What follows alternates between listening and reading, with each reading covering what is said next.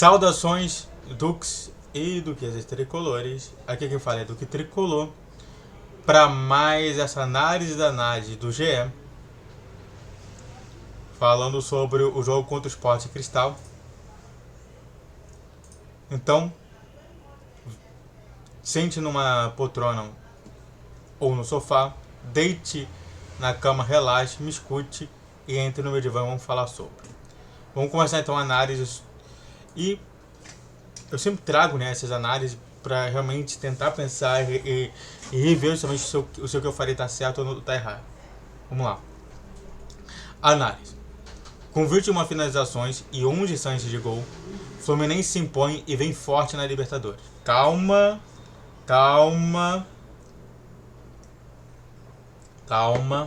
É o primeiro jogo, cara. O que acontece é o seguinte, deixa eu explicar uma coisa pra você. Quando você é psicólogo, você tem que ser linguístico. Você tem que usar da linguística. Quando você fala de impõe e vem forte, o que você pensa? São palavras fortes, são palavras poderosas. Quando você fala dessa forma, me parece que o Fluminense vem todo poderoso. E não vem. Nós pegamos o time do pote 4. Normalmente o time do pote 4 é bem menos classificado e bem pior do que os outros times. Então ganhar do time do último pote não significa nada. Só significa que a gente ganhou 3 pontos. Acabou. Então, vamos com calma, né? Aí você vê como que ele quer colocar justamente como se a gente fosse favoritaço. E não é pra mim. Flu amassa o Sport Cristal em Lima e é o único brasileiro a vencer até aqui. Diniz ganha opções. Vamos. Novamente amassa. Destrói, vence. Dessa maneira, entendeu? Tudo pra criar um amplo favoritismo. Eu acho que sim, a gente é favorito nessa fase de grupos, mas é só isso. Agora, você está abrangendo muita coisa. Quando você produz essa frase e junto com que é o texto, e você tem um subtítulo ou subtexto aqui embaixo, tudo que foi colocado aqui em cima é relacionado com aqui de baixo. Então, antes de qualquer coisa, eu não gostei dessa frase, mas tudo bem. E Diniz ganha opções é interessante, né? Ganha opções ou não? Esse daí era o time ideal. Para dizer que o Fluminense calou o Estádio Nacional de Lima porque a torcida peruana deu um show à parte e não parou de cantar um minuto sequer. Não dá para dizer, né? Mas em campo o time fez uma grande partida e deixou o Sport Cristal atordoado com 3-1 na noite da última quarta-feira. Bom, novamente tentando dar esse ar de força, não gosto. Eu gosto muito mais de amizade e tudo mais. Mas, analisando assim, eu não acho que calou. Até porque a torcida do do Sport Cristal já sabia que ia perder. Eles falaram lá. Só pra deixar engraçado. Eu escutei bastante tempo do que os analistas e torcedores do Sport Cristal veio falando sobre esse jogo. E realmente falando, é muito parecido com o que o Paysandu vem. Que o torcedor do Paysandu fala: se a gente perder de 4-0 já tá numa boa. O que me parece é justamente que já começa o jogo perdendo. Ele já começa o jogo perdendo. Então como é que cala uma torcida que já começa a chegar perdendo? E eu analisei justamente todo mundo que realmente deixou alguma informação, deixou algum texto lá, e todos eles realmente já falam assim: cara, a gente não tinha como vencer, era quase impossível, é um time do Brasil, eles têm bilhões de dinheiro depois do nosso, então não tinha como. Como calar uma torcida que já veio calada? Tanto que mesmo com 1-1 já estava calada. Então não calou. E eu acho que muito disso teve admiração ao Marcelo. O Marcelo foi o grande expoente desse jogo. E que bom que foi, né? O único do brasileiro até agora que venceu na primeira rodada da Libertadores. Inter e Atlético Paranaense empataram enquanto Flamengo e Palmeiras perderam. Atlético Mineiro e Corinthians jogam nessa quinta. O Tricolor mostrou que vem forte em busca do sonhado título. Não faz isso, cara. Você está criando uma expectativa que é irreal. Eu acho que o time está indo muito bem. Está se construindo muito bem. Mas vai com calma, né? Vai com calma com esse texto. Mas, sim, Internacional e Atlético Paranaense empataram jogos que não deveriam empatar. Flamengo e Palmeiras perderam jogos que nem sequer se sonhavam em perder. E Atlético Mineiro e Corinthians estão com jogos complicados, tá? Logo, acho que pode acontecer qualquer coisa. Pode até colocar o Fluminense como o único vencedor de todos os times brasileiros. E os números mostram bem o que foi o amasso do Fluminense em Lima, no Peru. Mesmo fora de casa, os comandados Fernando Diniz tiveram 60% de posse de bola, 21 finalizações contra 6 do Sporting e 11 chances de gol.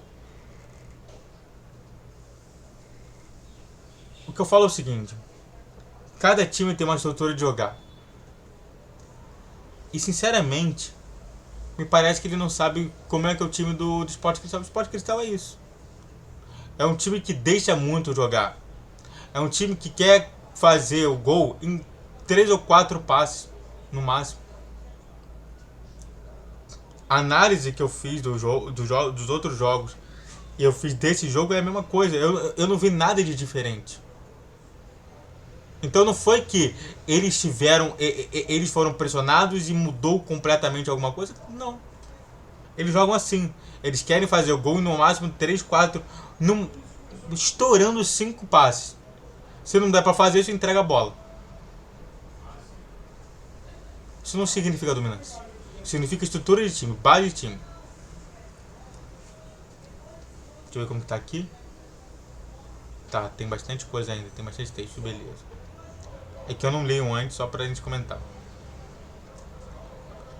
Conta comigo. Aí ele vai falar lá. Cano aos 4 minutos, parou em Solis, em chute na área. Aos 11, Keno. Eu quero que você entenda da forma que eu vou falar, porque é a forma que foi escrito o texto. Isso é muito interessante, né? Quando a gente entende como é que foi escrito o texto e de como que o próprio escritor pensou nessa hora. Cano aos 4 minutos parou em Solis no chute na área. Aos 11, sozinho, ele esticou todo para completar o cruzamento rasteiro de Cano, mas desviou para fora. 5 minutos depois, Keno roubou a bola, saiu para cara a cara com o goleiro e chutou em cima dele. No rebote, Ganso tentou por cobertura e em lance até meio displicente. O arqueiro também salvou uma cabeça do Nino aos 34 e no rebote, Cano dessa vez não desperdiçou. Olha só como que é o trabalho que ele faz no texto. Olha só como que ele mostra que, caraca, o Fluminense vem, ó, destruindo os caras. E não é assim. Até agora, não se demonstrou o que é real no texto. O Sport Cristal normalmente joga assim. Quer jogar tocando muito pouco, mas que seja eficiente. Não é à toa que o único gol que eles meteram, que foi o gol do Grimaldo, foi justamente essa situação. Pegou a bola, mandou pro um local, desse local mandou pro meio, do meio mandou pro outro local e fez o gol. Quantas vezes foi ele? 1, 2, 3, 4, gol. É sempre assim. Eles sempre querem fazer justamente dessa maneira. 4 toques na bola para meter o gol. Diferente da gente, que é sempre toca até excesso. Não é à toa que, não sei se ele vai colocar ali, que Diniz falou isso. Eu vou falar depois o que Diniz falou, tá? Eu vou me lembrar aqui, ó. Isso tudo só no primeiro tempo, não perca a conta. Na etapa, aí, de novo, Na etapa final, Cano marcou mais 11, 13 minutos. Aos 31, o argentino teve mais uma oportunidade em um chute cruzado que por muito pouco Ares e Pirani não alcançaram. Em 5 minutos depois, Lili parou no goleiro em lance que gerou ainda mais 2 rebotes. Um com Pirani, que chutou em cima de Soares, e outro com Thiago Santos, que pegou mal e finalizou por cima do travessão. Já Sport Cristal teve apenas 3 oportunidades. O gol de Grimaldo com 17 minutos de jogo e a bola na trave de Corosca aos 41, em lance que Ávila desperdiçou um rebote. E normalmente deixando justamente com que o eleitor realmente entenda que não foi um jogo ali. Mas olha, a posse de bola que normalmente o Fluminense faz, que é para time mais fraco, que realmente é amplo dominado, é 70%, 60%. Não faz sentido o que ele está falando. Ele está falando uma coisa, está demonstrando uma coisa, mas não é a verdade. É assim que joga o Sport Cristal. Ele não muda. Antes de continuar, faz tudo que você quer aqui. Se inscreve no canal, faça o que você quer, curte, comente, compartilhe, redes sociais na descrição de vídeo todos os dias, 10, 12 e 20 horas.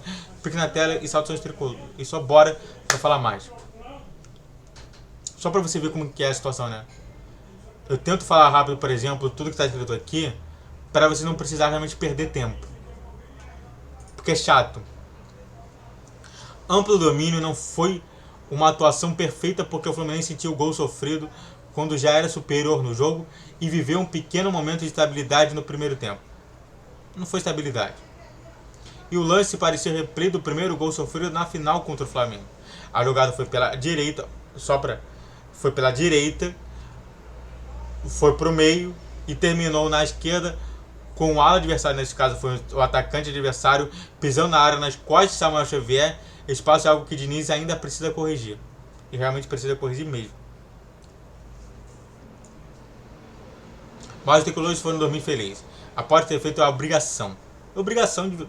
Não sei nem porquê. Porque, entre aspas, aqui ele tá falando que não era obrigação de vencer. Era obrigação de vencer. Tá? Por estar no grupo considerado da morte da Libertadores, eu não acho que seja um grupo da morte. Eu acho que tem complicadores nos 2 jogos ali e não tanto nesse daí.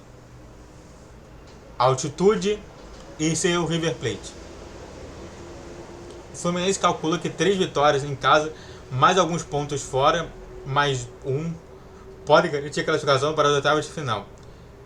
E dos pontos de visitantes que tinha para disputar, os dos contra o Sport eram os mais acessíveis. Nada.